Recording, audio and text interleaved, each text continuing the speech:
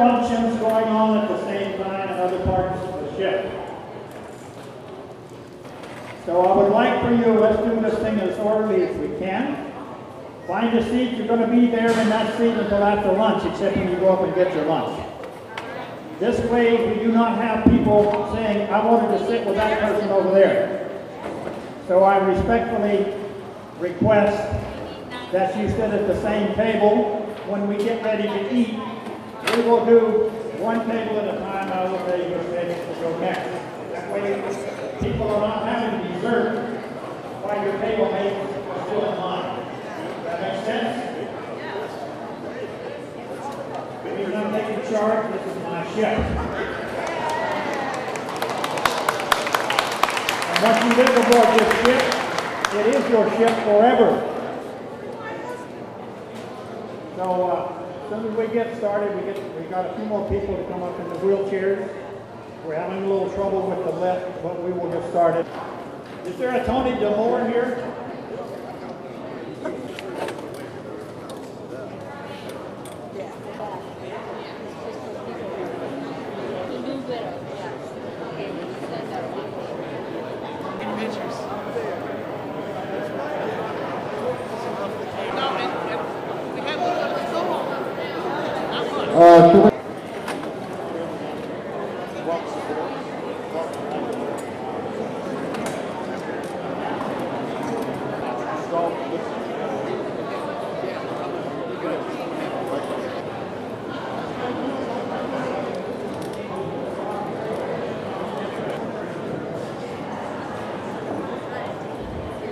Welcome to the 64th Hornet reunion. Glad to see everybody. We're going to start. Can't hear that now. Welcome everybody. Welcome aboard.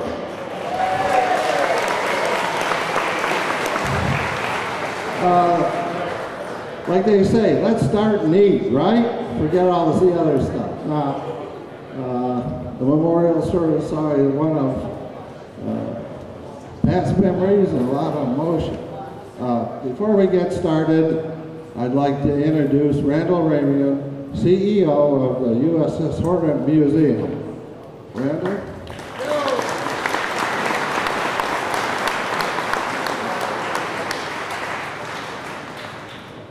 Good morning. Hey, on behalf of the USS Hornet staff, our aircraft carrier Foundation trustees, I want to welcome you back home. So we mentioned before that this is our ship, and we're all very proud to have you back on board today, you and your families. And please enjoy yourself today. Or is there anything our staff can do to make your visit more enjoyable, please let us know. We have more docents and security on board today to help you see the ship, and I'll be available all day as well. Concurrently, we're having, and we're actually very proud to have the chief petty officers are being pinned on board the ship today in Hangar Bay 1. Actually, they're being pinned all throughout the country this weekend. Tomorrow, we're going to have another chief pinning here too, and we're actually very proud to have them choose a Hornet for that ceremony as well. So that's what you'll be probably seeing and hearing later this morning as well. So again, once again, welcome aboard, welcome back. Proud to have you here. Take care. Thank you, Randall. We're glad to be here. Jim Baker. Come on up. I hope you all know Jim by now. Well, I want to thank you guys for coming out. There's been a lot of work going into putting this thing together, so I hope you guys have a good time. This ship belongs to the crew who served on it, and I happen to be one of those. I was on 1956 and 57. However, I've been working as a docent for 15 years. Any of you guys, you former crew, if you'd like to come and be a docent on this, we always have a training program, and we always welcome and we need more docents. But while you're here, we want you to enjoy your ship. Share with your family. You've been telling them all these sea stories for all these years, so I'd like for you, if you can, to put puts a little bit of life into those sea stories. So I want you all to have a good time. Those people who came yesterday had a real good time, so I'm hoping that you'll do the same. So on behalf of the museum, see, I can speak for the museum and for the association, so I want to welcome all of you. So thank you very much.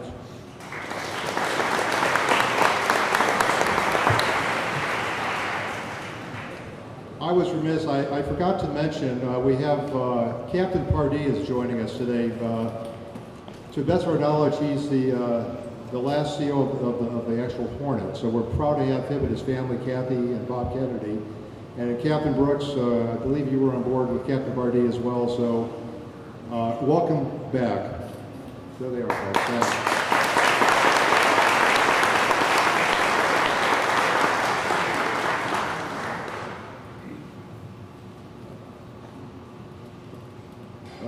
We will now have the presentation of the colors by the color guard.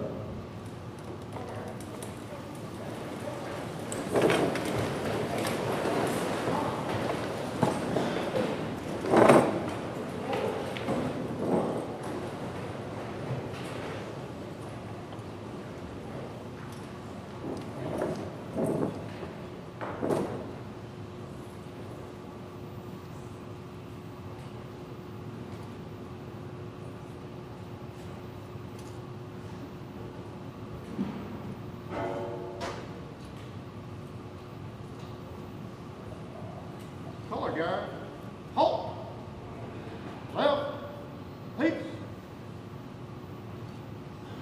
color guard, post, colors,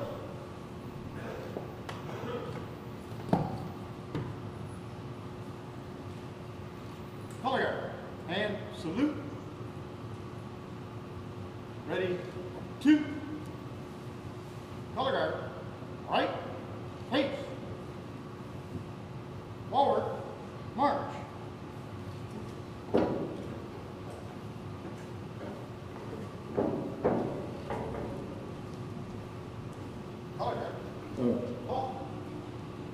Please remain standing.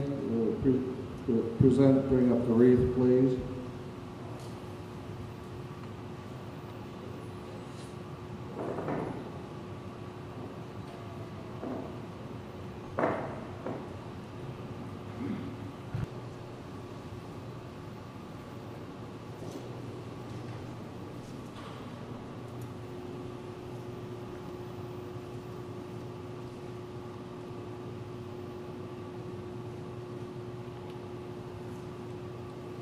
Thank you, Paul and Bob. Paul Meunier and Bob Garritano are our honorees for this year. And Paul Meunier's daughter will be lead us in the singing of the national anthem.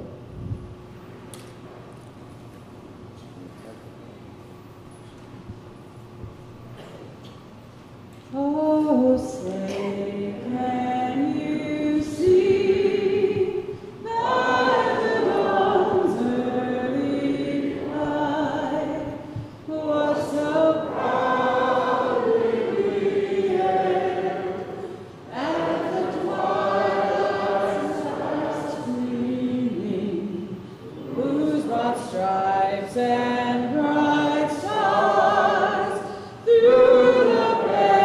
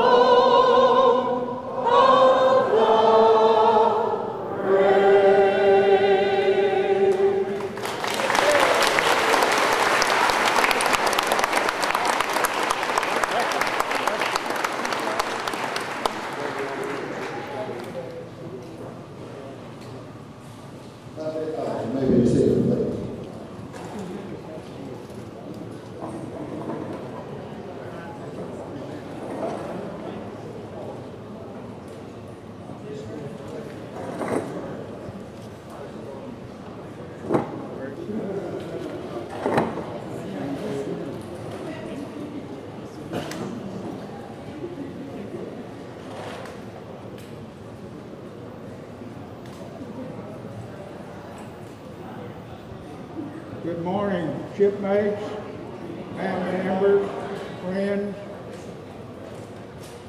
My name is Clyde Holsclaw. I hope you can hear me. Can you hear me across? Okay, very good. Jim Baker asked me several months ago if I would give a talk here this morning for the memorial. And I said, of course. Then I began to think about what should I say. In Tucson, reunion, we had 7 of my shipmates from CV-12. Then I hear stories about 850 per day of World War II veterans going on. And I said, somebody needs to tell the story again of why we needed this ship and others like it and what they did. So here, in my wobbly knees, with my lovely wife, I'm here to tell you some stories. First of all, I had the distinct honor of having breakfast with Captain Pardee. That started my day off great. But I'm very aware that we have a number of people this year for the first time. I've heard more news stories. It's worth it to come and hear the news stories, if nothing else. So my remarks now will begin as follows. Today we honor our departed shipmates and also the heritage of our proud ship. Our focus today will be on World War II. However, I want to remember one very important event much later in the service of the Hornet. I am referring to its role as the recovery ship Apollo 11. On July 14, 1969, Hornet was located at the splashdown site. We got some guys here that were there. I've talked to them. What a thrill. Marine One had landed on the Hornet with President Nixon, Secretary of State Henry Kissinger, and Apollo 8 astronaut Frank Borman on board. You can imagine what they had to do and clean this hangar deck and everything else for the president coming. The Apollo 11 command module entered the Earth's atmosphere over the Mariana Islands at 22,300 miles per hour. It was soon in visual contact with the Hornet aircraft and was picked up on Hornet radar. During the re-entry, communication was lost between the Hornet and the command module for about 4 minutes because of the friction coming from the re-entry. Shortly after 4 minutes, the astronauts heard a message being broadcast from Hornet. Apollo 11, this is Hornet, Hornet over. And then came a voice, Neil Armstrong. Hello, Hornet. Reading you loud and clear. Splashdown occurred 11 miles from Hornet